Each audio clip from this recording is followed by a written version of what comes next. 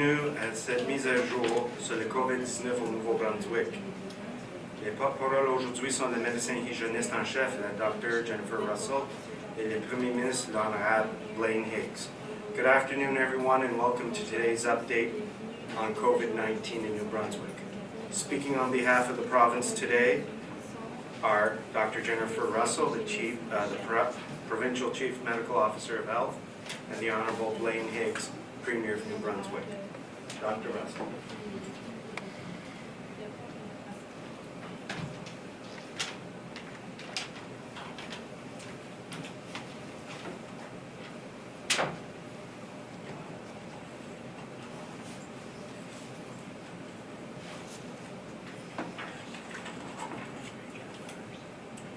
Good afternoon, everyone. Bon après-midi à vous tous. Il n'y a aucun nouveau cas de COVID-19 à signaler au Nouveau-Brunswick aujourd'hui. Le nombre total de cas jusqu'à présent reste donc à 117 dans la province. Il s'agit d'une bonne nouvelle. Toutefois, nous ne pouvons pas perdre de vue notre objectif. Les efforts que vous avez déployés jusqu'à présent nous ont permis de nous retrouver là où nous en sommes rendus aujourd'hui. Pour ne pas régresser, tous les citoyens du Nouveau-Brunswick doivent continuer à faire preuve de vigilance. Tout le monde doit continuer à rester à la maison autant que possible. There are no new cases of COVID-19 in New Brunswick today. The total number of cases to date remains at 117. This is good news, but we must not lose focus. The efforts that you have made to date have enabled us to get to this place. Staying here will require continued vigilance by all New Brunswickers. Everyone needs to stay home as much as you possibly can. Everyone needs to keep their interactions brief when you do go out. Everyone needs to maintain 2 meters of physical distance from others that they meet. Everyone needs to keep washing their hands regularly and thoroughly, and if you have a facial covering to wear when you go out, that is also preferable to do. These actions are slowing the spread of COVID-19 and building barriers that the virus cannot cross. We need to maintain the barriers to infection that we have built over the last month. We cannot take a break from these actions. They remain very, very, very important in protecting the health of all New Brunswickers. We need to be sure that we know the extent of the COVID-19 spread in the province. We are continuing to test the suspected cases, and our microbiology lab at the Georges Dumont Hospital in Moncton conducted 490 tests yesterday. With the wider scope of testing announced earlier this week, I expect we will be continuing to increase the number of tests being done for COVID-19. We need to keep looking. Nous devons savoir avec certitude à quel point le COVID-19 s'est répandu dans la province. Nous continuons à faire subir des tests aux personnes pour lesquelles une infection est soupçonnée.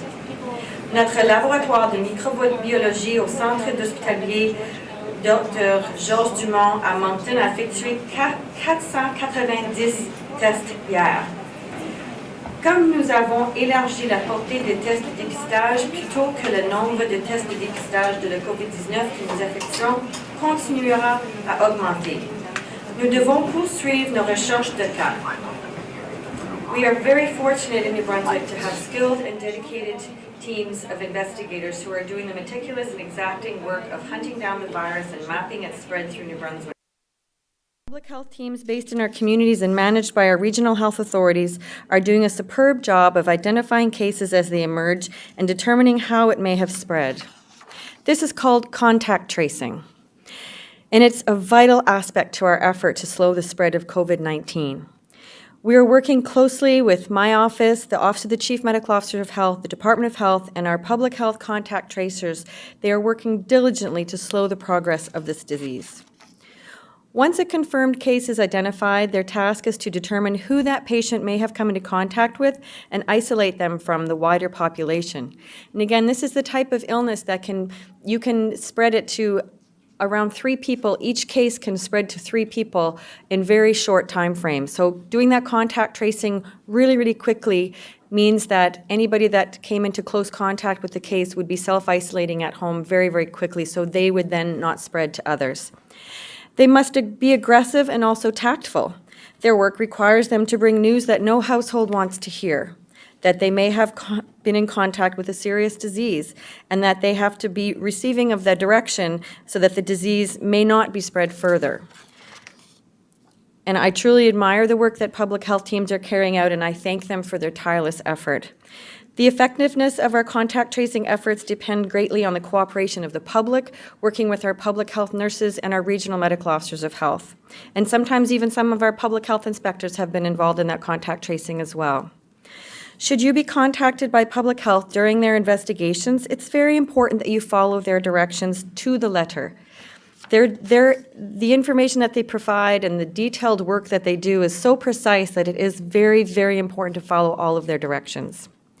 J'admire le travail des... I admire the work that our public health teams are carrying out, and I thank them for their tireless efforts.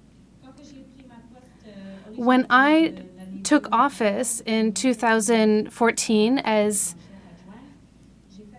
Deputy Chief Medical Officer, I went throughout the province and I met all of the teams in the regional health authorities. And when I met with them, I found that these people were so hardworking and so passionate. This is something that I admire still to this day. We don't always realize the work that public health does. The work that they do is to prevent cases, to prevent an increase in cases, and to prevent hospitalizations with severe complications of COVID-19. These cases need hospitalization. So when they do their work and the public cooperates with them, this collaboration means that we can protect the entire province. The effectiveness of our contact tracing depends greatly on cooperation with the public. If you are contacted by public health during an investigation, it is important that you follow their directions to the letter. That means you should not leave your home. Don't go out to get groceries or medications even once. Please ask a friend or a family member to do that for you. Until it is certain that you are free of infection, please stay in your own home. These efforts are slowing the spread of COVID-19 in New Brunswick. As we know, a person with COVID-19 can spread to 3 people very, very easily and quickly. And in fact, the contact tracers have reported back to me through my epidemiologists and some of my team at the central office that on average, every single case of COVID-19 that has been, that the contact tracing was done on, that they had on average 2.7 close contacts. So that's almost 3. So that means that the average of being able to infect 3 other people quite quickly is there. And so if you did the math, and if there's any kids watching, and I know some kids watch every day with their parents, if you're doing the math and you multiply those numbers, 1 case of COVID, a person with COVID-19 can transmit to 3. So you multiply that by 3, and then those 3 people can transmit to 3 other people. That's 9. Then you take 9 and multiply it by 3. That gives you 27. 27 multiplied by 3 gives you 81. 81 times 3 gives you 243. If you multiply that by 3 again, you're going to get 729. And if you multiply that again by 3, that's 2,187. And that can happen over the course of several weeks. So that is why we cannot stop what we're doing right now. We need to continue the work that we're doing. It is very, very important. So again, a shout out to all those public health nurses and people working with public health and the teams to do that contact tracing. And kudos to the people who are following those instructions, because that is how we are succeeding right now at keeping the case numbers low and keeping people from requiring hospital admission and ICU admission. So, until it is certain that you are free of infection, please stay in your own home when you're following the advice of public health. And these efforts are slowing the spread of COVID-19 in New Brunswick. These efforts are keeping our hospitals from being overwhelmed. And these efforts are protecting the most vulnerable in our society and those who are protecting them. These efforts are saving lives. And I'm going to say it again. These efforts are saving lives and will continue to do so if everybody continues to do their part. I need you to keep doing what you're doing. We need to remain strong and vigilant, and we need to stay safe and help keep everyone safe. Vous devez continuer de faire ce que vous... I need you to continue doing what you are doing. Remain strong and vigilant. Stay safe and help others keep safe too. Merci. Thank you.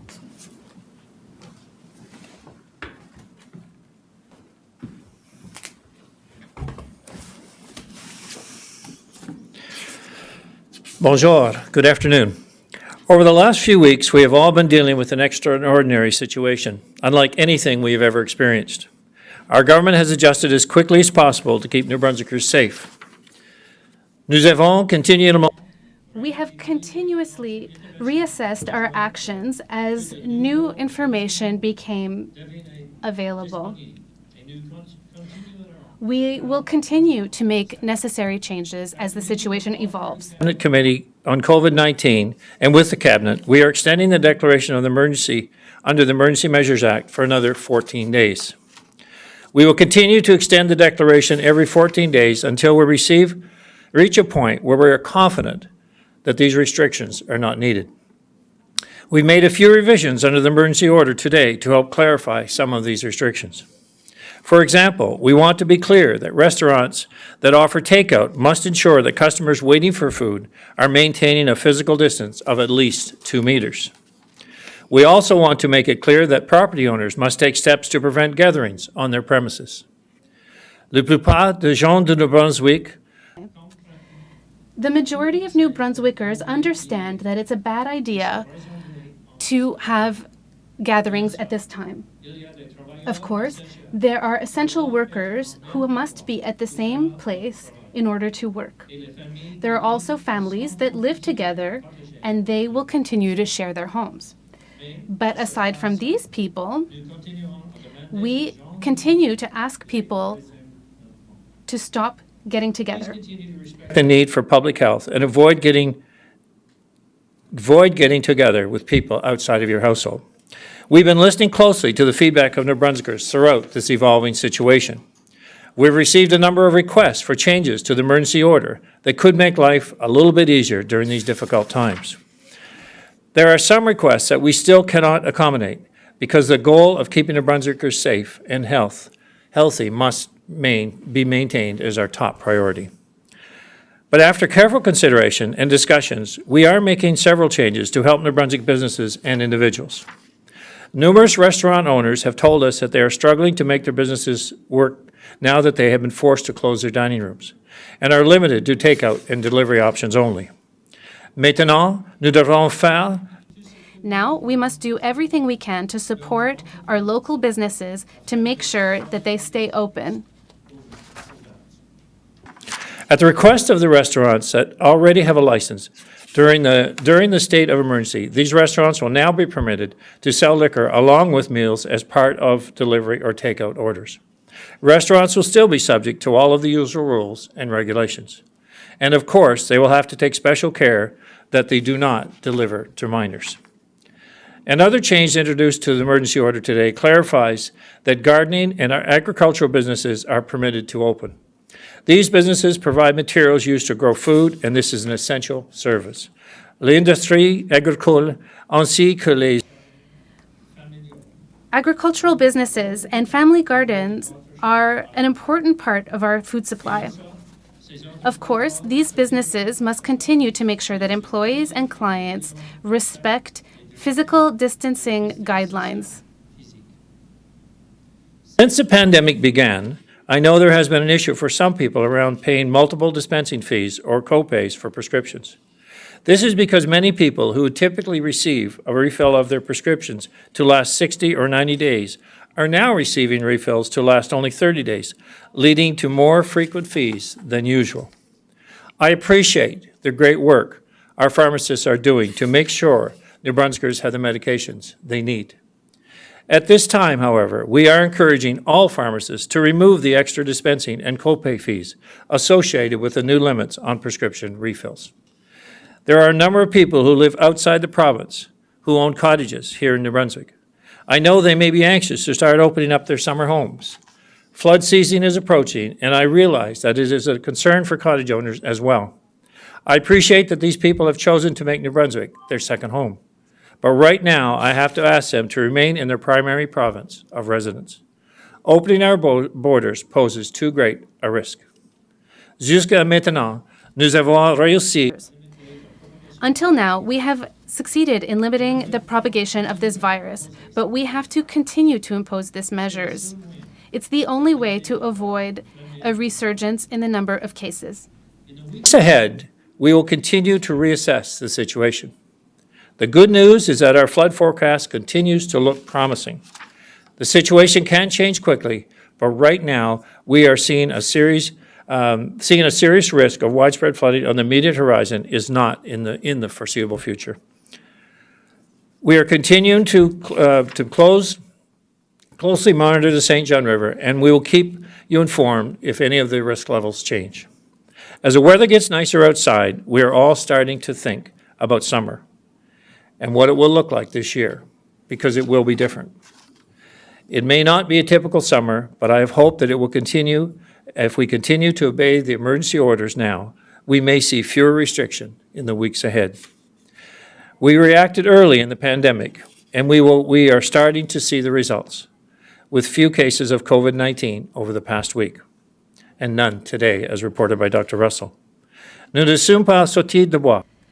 We are not in the clear yet, but if we hold steady for a little bit longer, it will be to our advantage.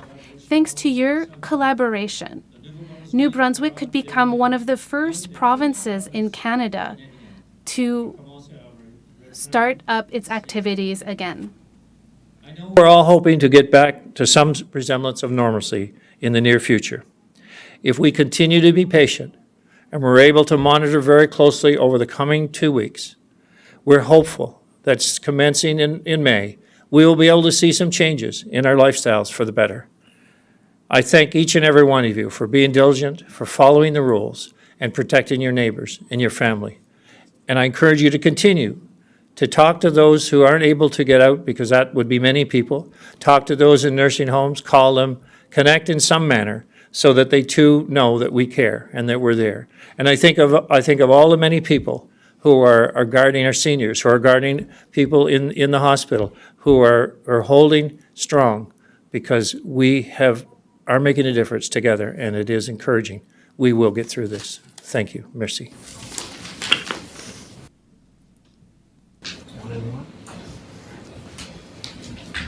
Merci, Monsieur le Premier Ministre. Thank you, Premier and Dr. Russell. Higgs. We will now proceed with questions from the media. Each reporter will have one question. You have the right to pose your question in the language of your choice. Nous allons maintenant We will now go to questions from the media. You can ask your question in the official language of your choice. Each journalist will have one question.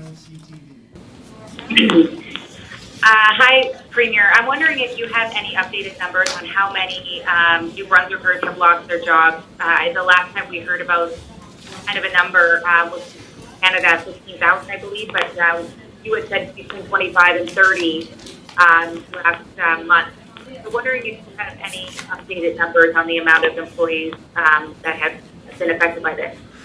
I don't think I can give a precise number, but I know we've had about 35,000 that have been processed now in relation to the $900 payout. We had over 65,000 that have applied, so we're working through those and to process all of them. But certainly we know that it's over 30,000, and as I said, we have over 60,000 applicants. Thank you. Laura, do you have a follow-up question?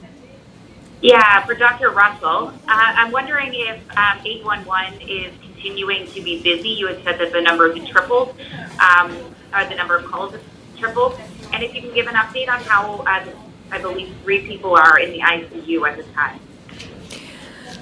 I don't like to speak about individual cases, Laura, so I don't want to comment on that for the patients that are hospitalized. For the call volumes, what I am aware of is that the call volumes, when they increased and had that surge, they have like a pop-up group of people that were able to take on that extra capacity for returning phone calls and answering the phone. So as of right now, my understanding is that the capacity is there to, as the demand is, if it stays high, that the capacity is there to meet that demand.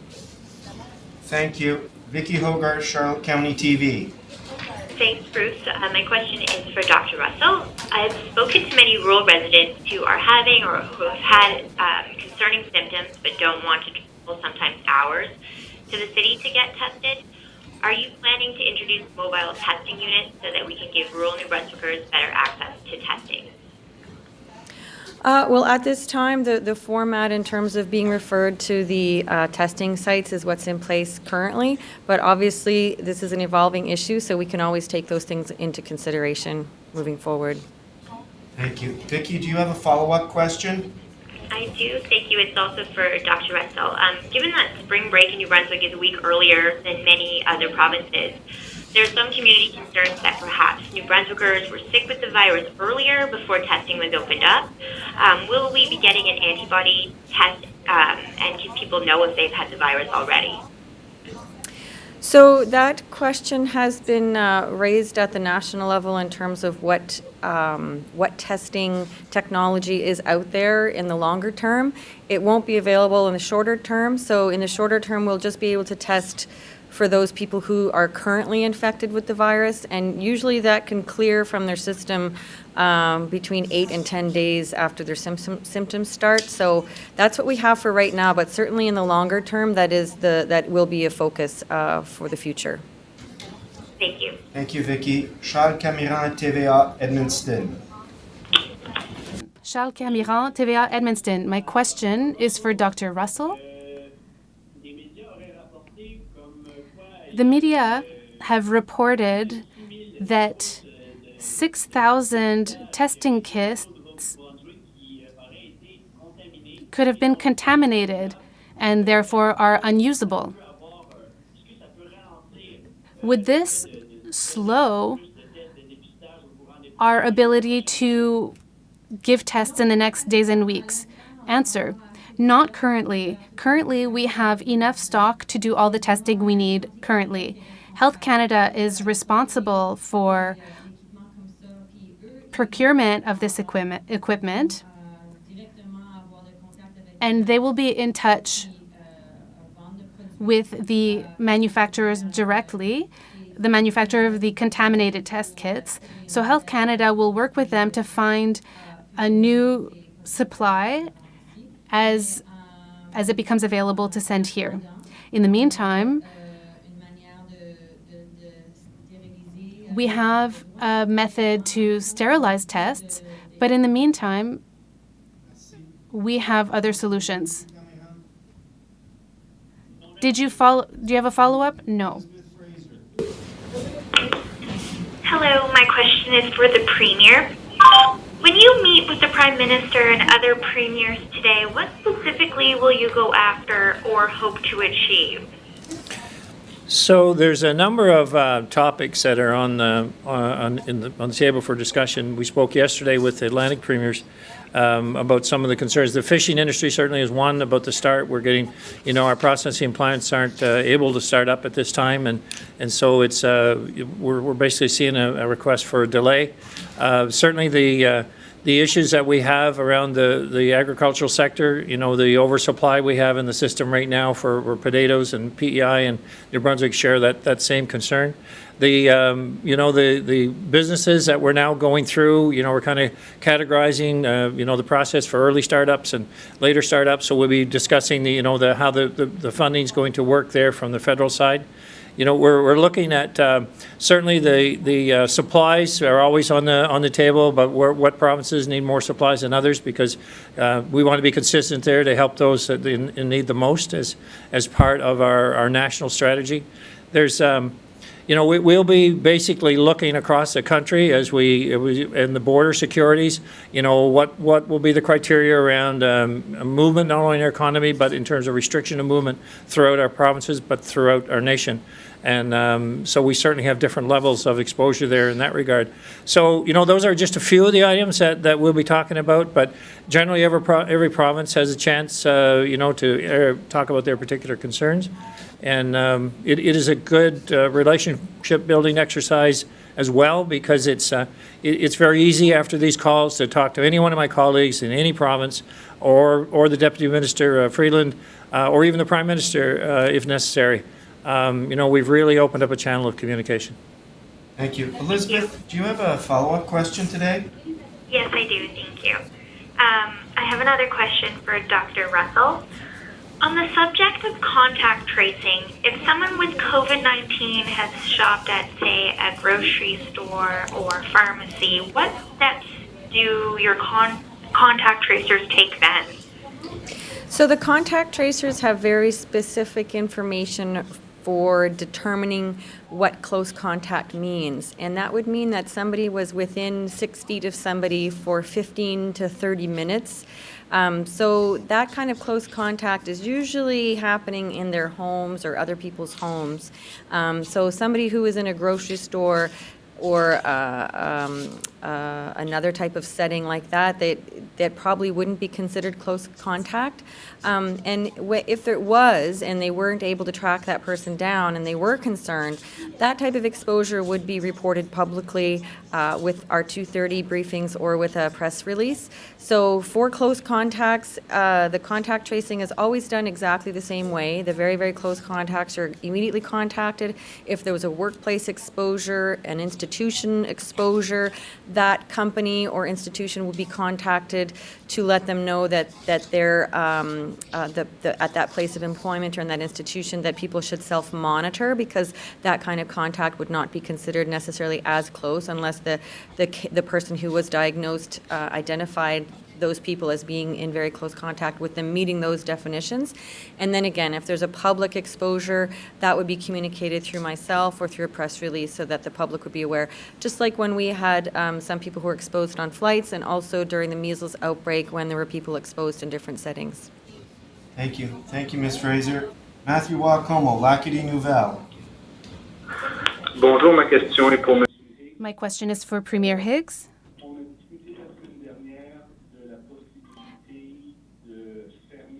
Last week, we talked about the possibility of closing certain regions to eliminate the possibility of interregional contamination. Did you look into this? Is this something you're still considering? Or have you completely crossed out that option? No, I wouldn't say we've crossed out the option, and it is a discussion we've had with Dr. Russell and her team, and looking at, as we start to get closer on a startup situation and what regions, and, talking about where exposures are and how that may vary from one region to another, that it could have an impact more so on our ability to start up businesses and to move into the community to do further testing in order to determine what would work and what wouldn't in that community. But at this stage, we are, still haven't progressed any more in terms of isolating people to move around within our province. We're suggesting to minimize movement, obviously, to stay at home and stay localized. But it's at this stage, we're concerned about our own borders and protecting movement coming and going from outside of our borders more so than outside of our regions. As-tu un suivi, M. Wacomo? Is there a follow-up? Yes, also for Mr. Higgs.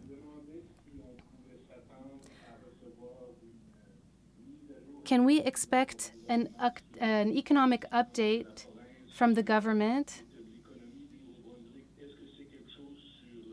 Is that something you're working on now? And is it something that you will reveal shortly? It is something we're working on, and we've met, we've discussed this, had a discussion. Last night I met with our COVID cabinet. We met today with the regular cabinet, reviewing kind of the economic. We've gone through this with both teams in relation to the current state in the province and what the current projections are. We also reviewed, the number of businesses that have been applying to Navigators or getting information that we're directing them either to federal programs or to just help them through this.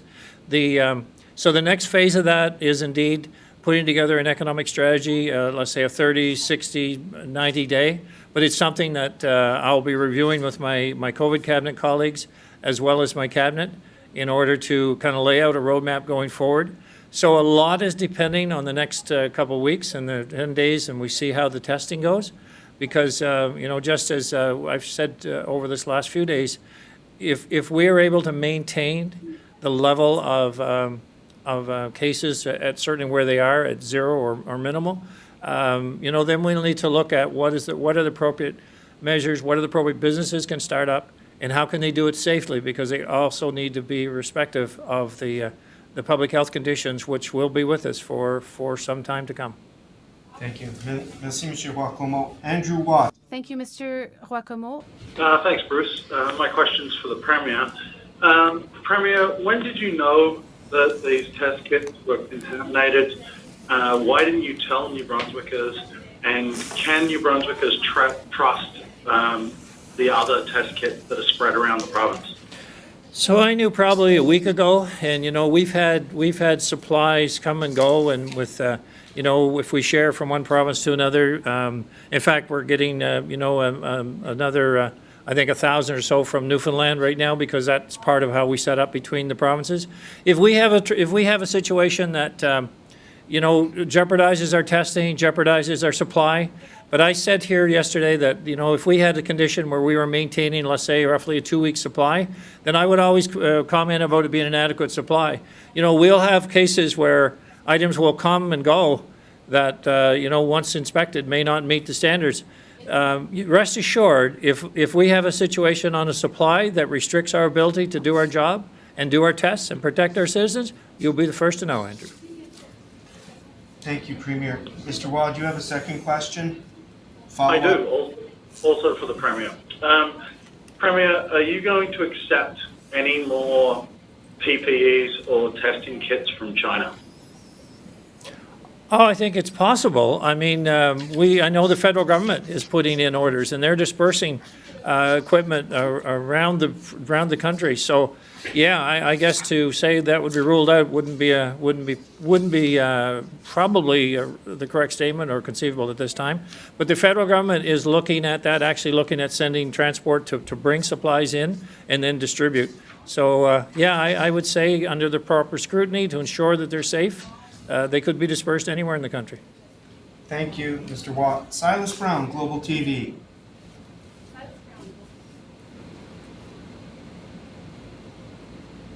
Hi, Premier.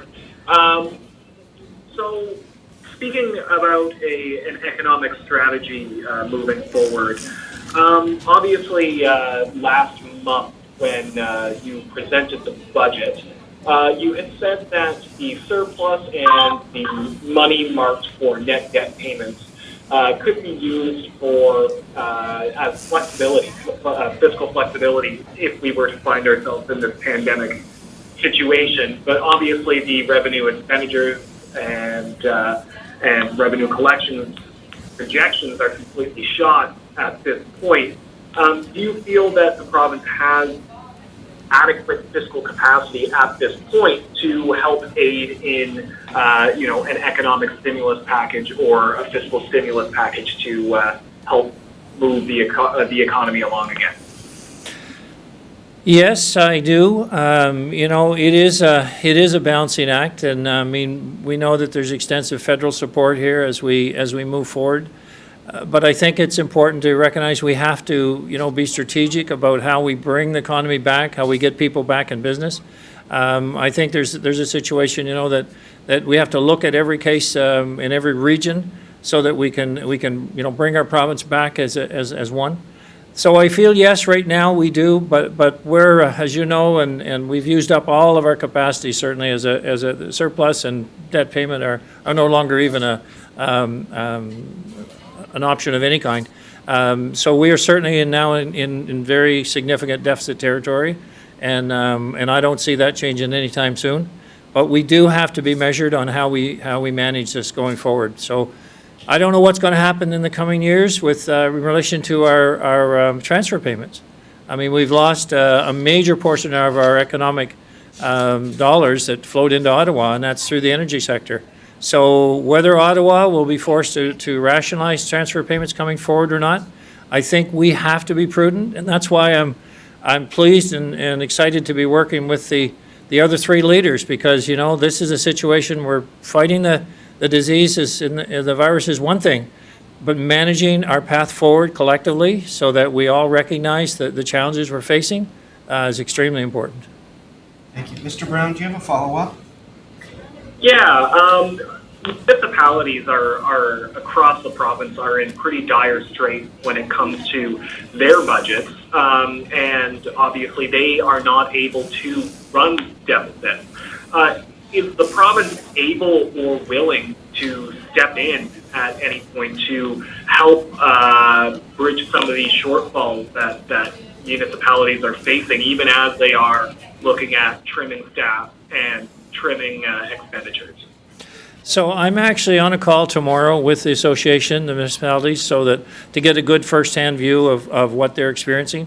I think that just as we've had to exercise emergency measures here in relation to our the situation and what changes we had to make, I think we'll have to look at that in relation to the municipalities and their requirements, their ability to borrow money, and their ability to run a deficit. But I think it looks at every municipality on their own. We won't necessarily have the physical capacity to just let everyone do the same thing and try to bring them all back to where they were. So it's going to be a case by case, looking at municipalities and working with them to do the right thing, whether it's changing the borrowing rules or whether it is funding. But it'll be a managed process, and I'm starting that tomorrow with the municipalities meeting. Thank you, Premier. Thank you, Mr. Brown. Adam Harris, Telegraph-Journal. Thanks, Bruce. Question for the Premier. Premier, Prime Minister Chiro announced a new program today to help small businesses cover the cost of commercial rent. But he says to implement it, the feds must work with the provinces because you govern rental relationships. I wanted to know what the role of the province would be in this and what you're looking for in a rent subsidy package. So I don't really have any details in relation to what the federal government were talking about in this sense. I might get more clarification tonight. I mean, there's been other issues, and I guess certainly the $2,500 limit for the nursing workers is another one to get clarification on how that works. And I'll be asking on this one because it's a new program that they've put out there, and I don't understand if it's all related to the provincial program or related to federal, but I hope to get clarification tonight. Thank you, Premier. Mr. Harris, do you have a follow-up? Sure, please. Just on that topic, have you looked at rent subsidies for businesses before? We've heard from a number of businesses that could help. I just wanted to know if that was on the province's radar or if it's something you believe could help businesses. What we've done, Adam, is look at each case by case, and we've said to businesses we wanted to work with every one of them individually to understand their situation, what's it going to take to get them back to normal as normal as possible. And so I don't I guess add or rule out any options that we may need, because we find that many businesses or different businesses are in different situations. So all of this we try to balance with the revenue that certainly we need to continue to pay for the costs of the services that New Brunswickers continue to use. But I'm open to look at every case, every business, and understand their particular situation and how we can manage through this together. Thank you, Premier. Thank you, Mr. Harris. Michel Corriveau, Radio-Canada. Michel Corriveau, Radio-Canada. Thank you, Bruce. The question is for Dr. Russell and also for the Premier, if he wants to answer. Tests coming from China. How did you react when you were informed of this situation, and is this a normal type of situation?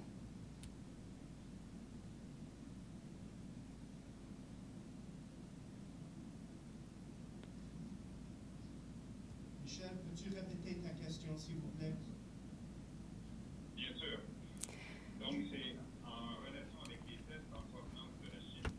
With regards to the test coming from China, what was your reaction when you were informed of the situation?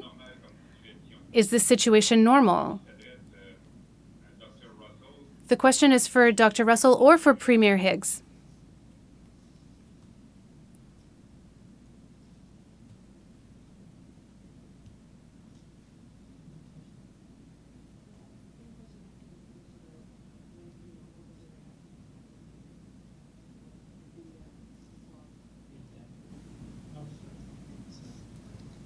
Sorry, Michelle, I did not hear the original question. I thought it was directed to Dr. Russell.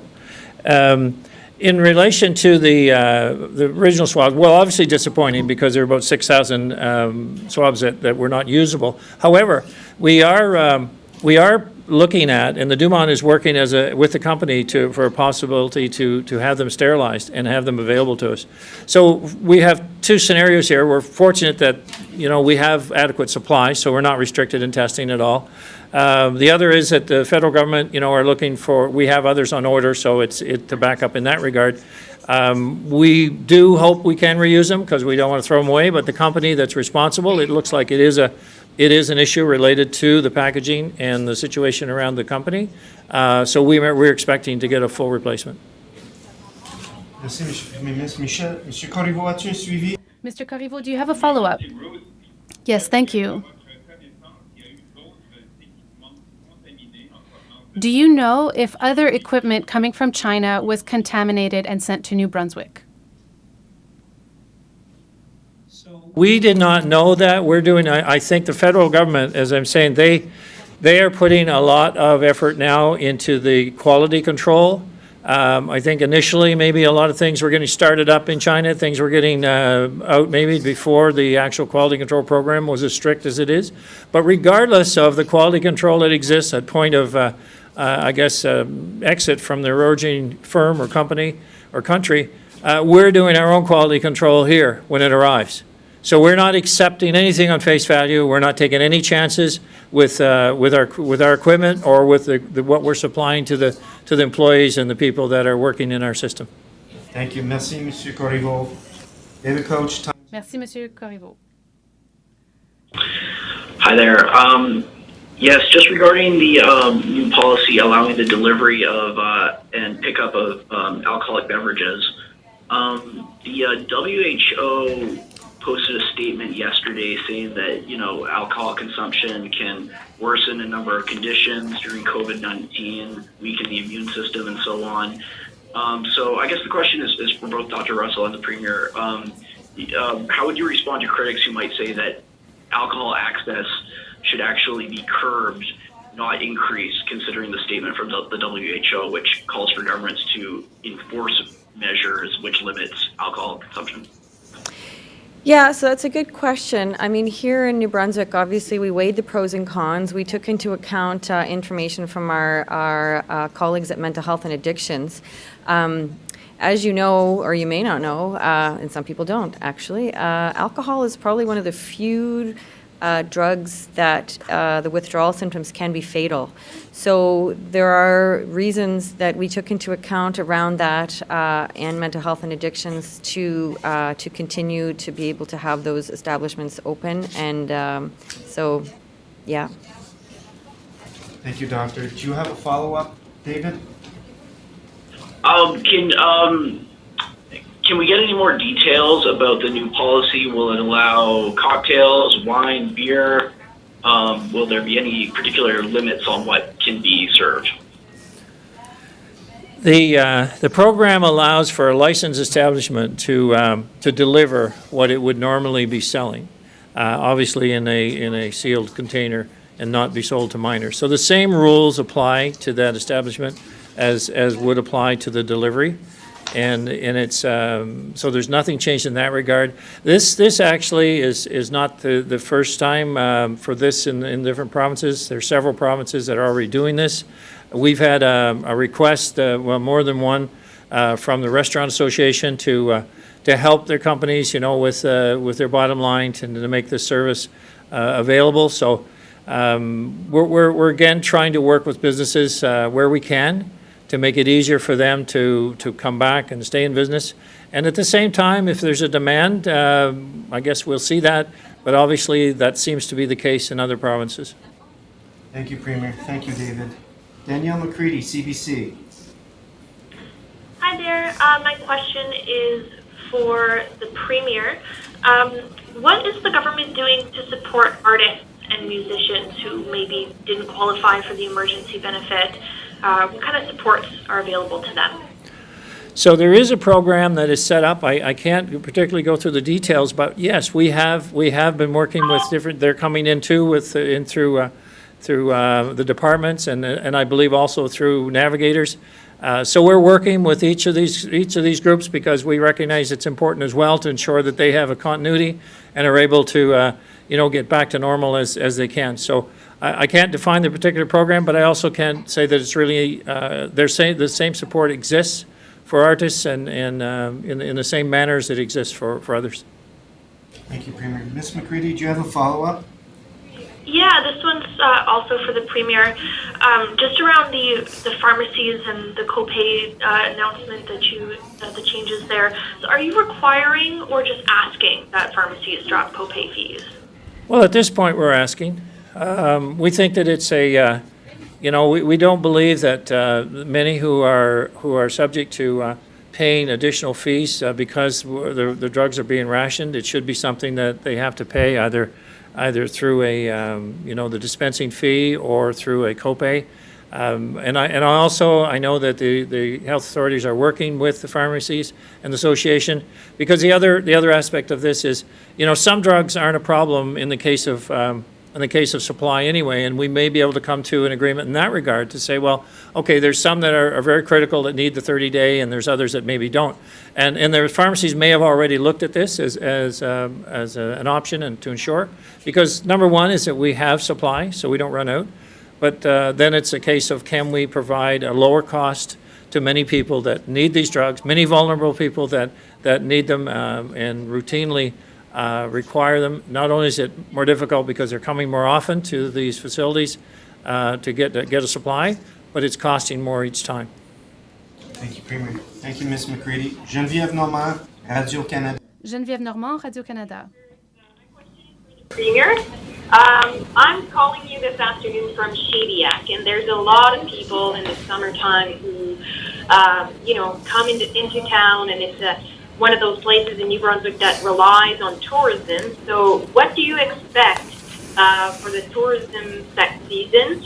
And do you believe at this point that provincial borders will be open for the months, let's say, of July and August?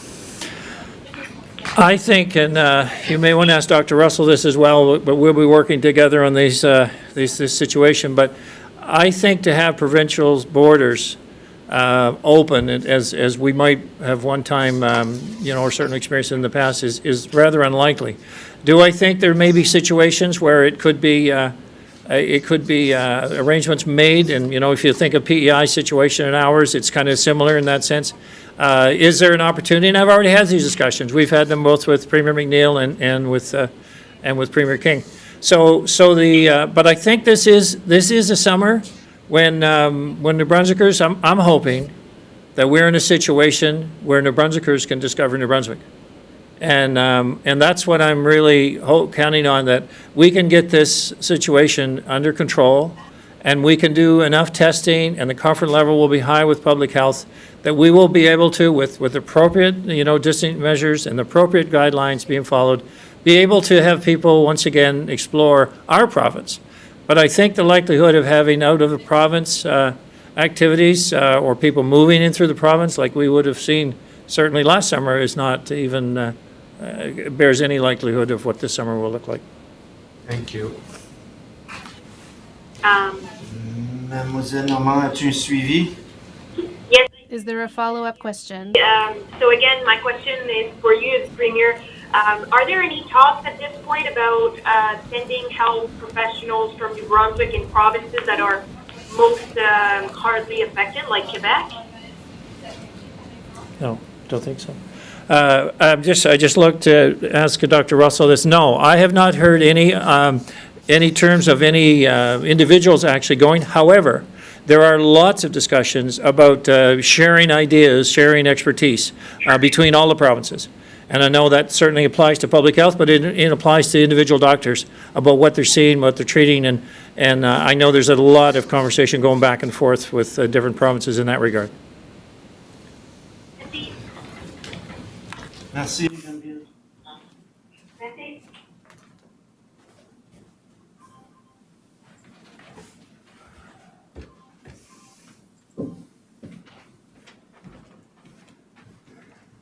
Voilà la fin.